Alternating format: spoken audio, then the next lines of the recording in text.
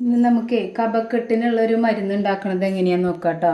അപ്പോൾ ഇതിൽ നമുക്ക് ചുക്കും കറുവപ്പട്ടയും ആണ് ഇട്ടിരിക്കുന്നത് കേട്ടോ. ഇത് നന്നായി പൊടിച്ച് കഴിഞ്ഞിട്ട് ബാക്കിയുള്ള ചേരുവകൾ കാണിച്ച് തരാം കേട്ടോ. ഇതേട്ടോ നമ്മുടെ ചുക്കും അതുപോലെ തന്നെ കറുവപ്പട്ട പൊടിച്ചതാണ്. അപ്പോൾ അത് എങ്ങനെ കഴിക്കേണ്ടതെന്ന് പറഞ്ഞുതരാം. നേരി ചൂടുവെള്ളത്തിൽ ഇതൊരു ടീസ്പൂൺ ഇടുക.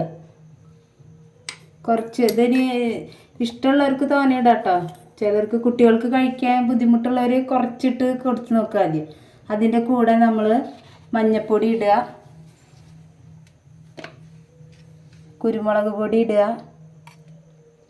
പിന്നെ തേനൊഴിച്ചിട്ട് ഇത് വേണമെങ്കിൽ ഒന്ന് അരിച്ചെടുക്കാം കേട്ടോ. എന്താണെന്ന് വെച്ചാൽ അതിൽ കണ്ട ചുക്കിൻ്റെ പൊടിയുണ്ട്.